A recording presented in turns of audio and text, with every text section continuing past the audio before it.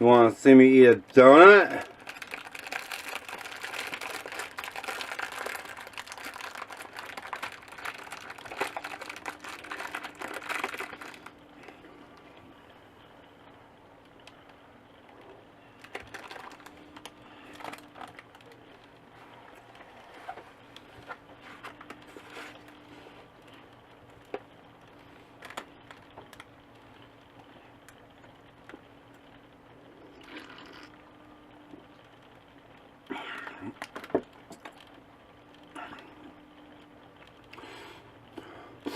Excuse me. I thought I'd do a little light reading today from Boyd Rice's book, No. The Dichotomous Mind. Our five senses are capable of infinitely more than we could ever begin to imagine. Human perception, in spite of its vast tendency towards mediocrity, exists on a scale of unimaginable subtlety. We are told that certain native people living in rainforests can recognize upwards of 100 subtle variations of the color green, and that they have a name for each. These shades are imperceptible to folks such as you and I. It is also said that these same people can't perceive certain colors well known to us, but absent in their native environment. It would be easy to make this the beginning of a study of context and the role it plays, but it is not. Rather, it is a study on our lack of perception of subtle variation and what ultimately gave rise to this condition. We don't live in a world in which subtle variations can be recognized because we live in a world defined by either or. Things, events, qualities, or values don't exist side by side for us, forming a cohesive whole. They exist as symbols to be categorized, fitting into one of two categories. They are right or they are wrong. They are positive or they are negative. They suck or they rule.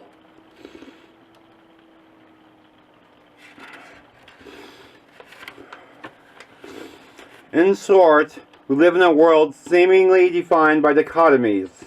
We recognize the intellectual framework involved is not something which represents an abstraction to any of us. In fact, it is an elemental guide for us, something central to our understanding of what defines reality. Except that it is an utter falsehood. We live in a world largely defined by false dichotomies. They are, no doubt, rooted in our misinterpretation of duality. Duality, while obviously a demonstrable reality, falls short of constituting a defining ethic. Surely, even animals recognize the contrasts of night, day, hot, cold, wet, dry, light, dark. The human recognition of duality plays a central role in our theology. Everything in life can be neatly divided into one of two categories: good or evil. Humor me a bit, if you will, and dig out your copy of the King James Bible. Reread the first several pages of Genesis. I'll wait.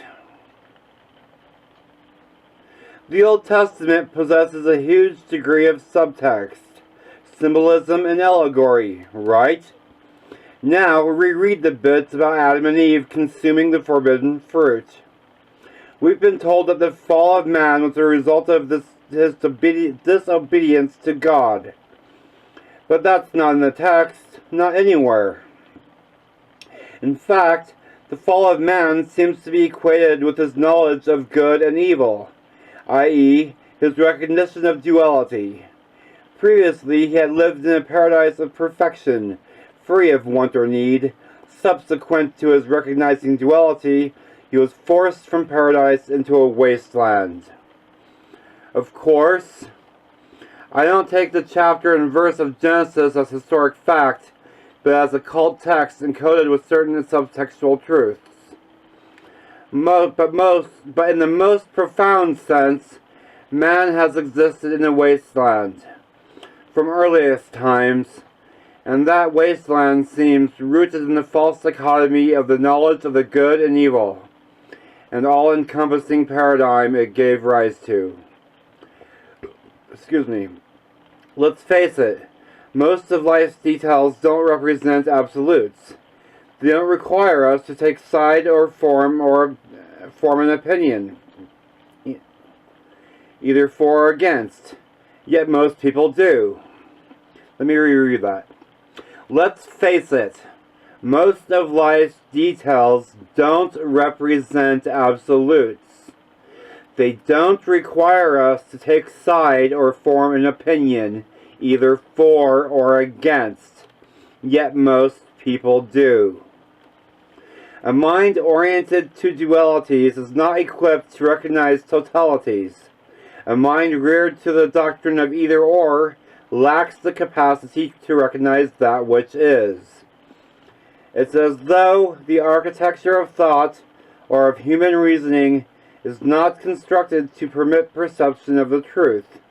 It isn't. It's as though the dichotomous mind is cursed, forever incapable of manifesting any thought, belief, or perception. Not reflective of the innate flaw that defines it, and that flaw is forever the same, regardless of faith, ideology, affiliation, or orientation.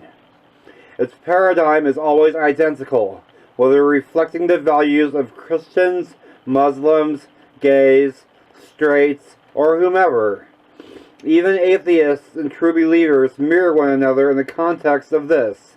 Ideologies, be they extreme left or extreme right, are manifestations of the same schematic in the dichotomous mind, more alike than dissimilar in character. The dichotomous mind is a mind trapped in half. It is a mind incapable of perceiving totalities, because it is rooted in dualities. Take a long moment to consider the foregoing. We are living in a modern world virtually transfigured by technology and its advances. And yet, the primary defining ethic of our lives is a fundamental falsehood some 2,000 years old.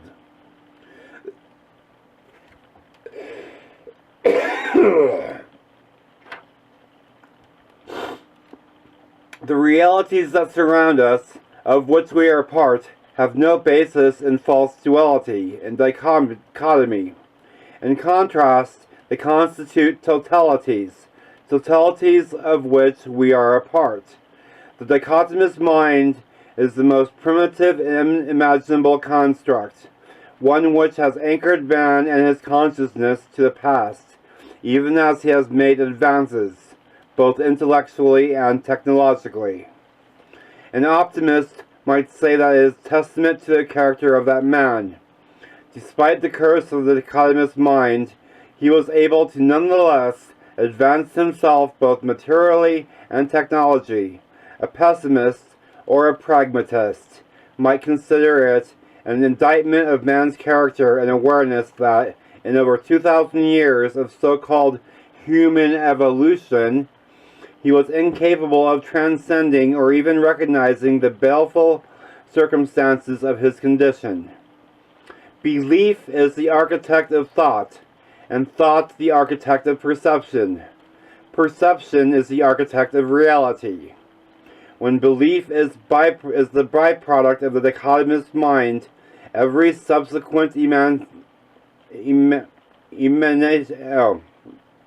When belief is the byproduct of the dichotomous mind, every subsequent emanation of it is tainted and damned. Cursed. No, by Boyd Rice.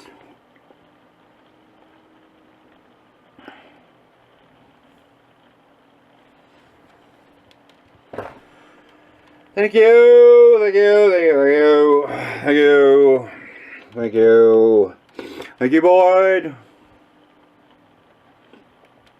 Rex 84 is coming for you.